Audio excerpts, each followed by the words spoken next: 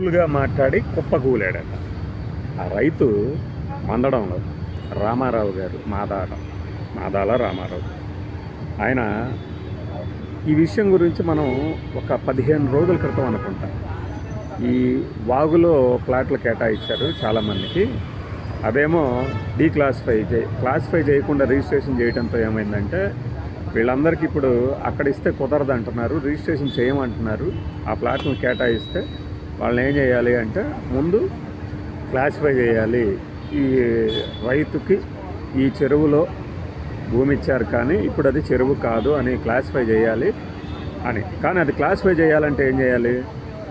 కోర్టులో అంటే సుప్రీంకోర్టు దగ్గర నుంచి, హైకోర్టుల దగ్గర నుంచి వచ్చినాయి. ఏది రాష్ట్ర వ్యాప్తంగా ఉన్న భూములు పంచాయతీల్లో ఎన్ని ఉన్నాయి, చెరువు కింద ఎన్ని ఉన్నాయి, అవన్నీ క్లియర్గా రాయండి అని. అలా ఉన్నప్పుడు క్లియర్గా చెరువులో నోటిఫై చేసినప్పుడు ఇప్పుడు క్లాసిఫై చేసి మళ్ళీ వాళ్ళ పేరిట రిజిస్ట్రేషన్ చేయటం కుదరదు అనేది ఇప్పుడున్న రూలు. అది చేయాలంటే ప్రభుత్వము, రెవెన్యూ అందరూ కలిసి చేయాలి అని చెప్పి మనం వీడియోలో చెప్పడం జరిగింది. వాళ్ళ సమస్యని పేపర్లలో చదివి మనకు అర్థమైన రీతిలో జనరల్గా అర్థమయ్యేది రిజిస్టర్ ఆఫీసులో ఎందుకు చేయట్లేదు అనేదాన్ని. దానికి అందులో భాగంగానే ఈ మందడానికి సంబంధించిన ఈ రామారావు అనే ఆయన నిన్న మాట్లాడుతూ కుప్పకూలి చనిపోయాడు. దీనికి ఎవరు బాధ్యులు? గుండెపోటు అనేది సహజంగా వస్తుంది అంటారా? అంతేగా? అంతే. ఇదే జగన్మోహన్ రెడ్డి ప్రభుత్వం హయాంలో ఒక మంత్రితో కానీ, ఎమ్మెల్యేతో కానీ, ఈవెన్ ఒక వార్డు కౌన్సిలర్తో వాగ్వాదం జరిగి చనిపోయినా మన మీడియా ఏమని రాసేది? ఇప్పుడు ఈ హెడ్డింగ్ పెట్టిందే ఒక నీచుడు కూల్గా మాట్లాడి కుప్పకూలని. నేను ఖచ్చితంగా నీచుడని అంట. అదే వాళ్ళ యూట్యూబ్ గొట్టంలో ఏమని పెట్టుకున్నారు? మంత్రి నారాయణతో మాట్లాడుతుండగానే కుప్పకూలని అనే హెడ్డింగ్లోనే చూడండి, తీసేయకముందే. అంటే ఒక రైతు ప్రాణం, ఈ దేశంలో రైతుకి చాలా ఆత్మాభిమానం అంటే మనకు తెలిసినోడు ఒకడు భలే రాశారండి అని. అదే భలే రాశారు అన్నవాళ్ళు ఇంకొక పార్టీ వ్యక్తి. వాళ్ళకి ఇప్పుడు మనం నచ్చం. ఎందుకు? వాళ్ళు చేస్తున్న దాన్ని మనం ఎత్తి చూపుతున్నాం కాబట్టి. అప్పుడు వాళ్ళు పవర్లో లేరు కాబట్టి, రైతుకి ఆత్మాభిమానం ఎక్కువ కాబట్టి ఏం చేస్తారు? నాకు అవసరం లేదు నీ పప్పుల భూమి అని ఇసిరేయగలరు. అట్లాంటి వాళ్ళని ఆశ పెట్టారుగా. పైగా ఇతనికి 2014 పూలింగ్లో వచ్చింది. పూలింగ్లో ఇచ్చిన రైతు, కొత్త పూలింగ్ కాదు. మీరు సింగపూర్ అన్నారు. ఇంకా ఆ విజువల్ చూడండి. మీరు ఏదో హైదరాబాద్లో గొంతు కోసం సంథింగ్ ఏదో ఒక మాట కూడా అన్నాడు. ఆ వయసులో వాగ్వాదం అంటే ఏంటి? పెద్దగా నరుకుతారు అందరిలాగా. భగవంతుడు ఇచ్చిన వాయిస్ ఒక్కొక్కరికి ఒక్కో రాగా ఉంటుంది. కూల్గా మాట్లాడి కుప్పకూలాడా. ఇంకా ఏమని మాట్లాడాలి? ఇలాంటి వాళ్ళు జర్నలిజంలో మనుషుల ప్రాణాలని అంత తేలిగ్గా ఇప్పుడే ఆ డాక్టర్ సుధాకర్ గారిని చంపేసింది వైఎస్ఆర్సీపీ ప్రభుత్వాన్ని ఎలా రాసింది అప్పుడు ఎలా రాసింది? కడరెక్కలు విరిచి కట్టారు అంటే రోడ్డు మీద బట్టలు ఇప్పేసేసుకుని ఇష్టం వచ్చినట్టు సైకిల్లాగా ఎగబడితే ఊరుకుంటారా? పచ్చిబూతులతో ముఖ్యమంత్రిని తిడుతుంటే ఊరుకుంటారా? టెంపర్ ఉన్న క్యాండిడేట్లు పవర్లో ఉంటే ఊరుకుంటారా? ఇప్పుడు మాత్రం కూల్గా మాట్లాడి కుప్పకూలా. ఇలా రాసి పై వాళ్ళ దగ్గర మెహర్బానీలు పొందే ఎదవలకి ఆ రాత్రి నిన్న రాసిన వాడు రాత్రి రాసి ఉంటాడు, పొద్దున్న చదివి ఉంటారు కదా, ఈ రాత్రికి వాడికి నిద్ర పడుతుందా? ఇది కూల్గా మాట్లాడి కుప్పకూలాడా. ఎవడి హెడ్డింగ్ పెట్టింది?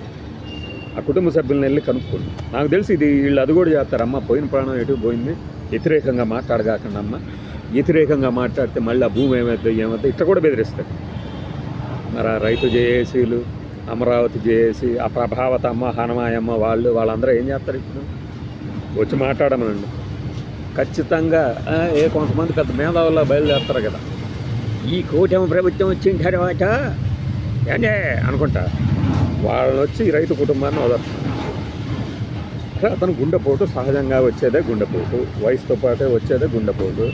కానీ ఆ భావోద్వేగానికి లోను కాలేదు. అసలు ఇంట్లో ఉన్నా చనిపోయేవాడు అన్న రీతిలో రాస్తున్న ఎదవల్ని ఏమనాలి? అంటే వయసు మీరింది కాబట్టి ఆ ప్రాణానికి మనం విలువేమా? నిన్ననే ముఖ్యమంత్రి గారు చాలా గొప్పగా అది కాన్వాయ్ కిందేసి తొక్కిచ్చేసి మరి అని చెప్పేసి మన సత్తెనపల్లి దగ్గర జగన్మోహన్ రెడ్డి గారి కారు కాన్వాయ్ కింద పడి చనిపోయాడే, పడి చనిపోయాడు అంటే వీళ్ళకి ఆనందం. దాని కింద పడి తర్వాత గాయాలతో పక్కన విజువల్ కనిపించిన దాని తర్వాత అరగంట బతుకున్నా కూడా అది జగన్మోహన్ రెడ్డి ఖాతాలో వేద్దామని చూసారే, ఆ ప్రభుత్వాలకి కర్మ వెంటాడదా? ఇప్పుడు ఈ ప్రాణాన్ని ఏ ఖాతాలో వేస్తారు? అంత చులకన. ఎక్కడ పడితే అక్కడ కేటాయించేసేసి భూములు మేము పరిష్కరిస్తున్నాం.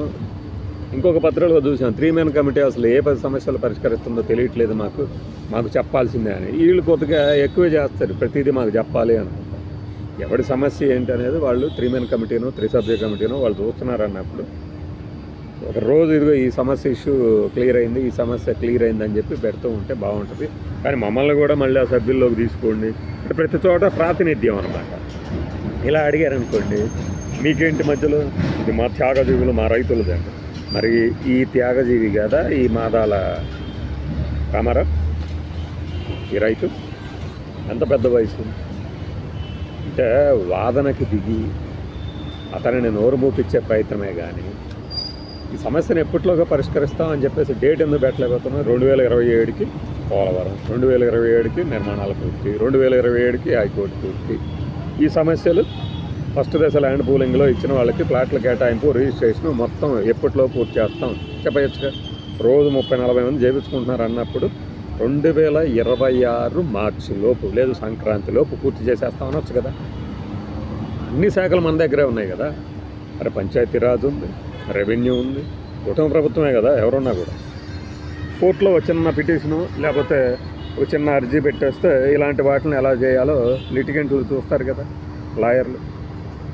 అవన్నీ వదిలేసేసి గ్రామ సభలు పెడుతున్నాం మేమేం చెప్తే మీరు అదే వినాలి, మీ సమస్యలను పరిష్కరిస్తామని దాట వేస్తున్న ధోరణికి ఇది నిదర్శనంగా నేనైతే అనుకుంటున్నాను. దుష్ప్రచారం అనుకుంటే మనం చేయగలిగింది ఏమీ లేదు ఇక.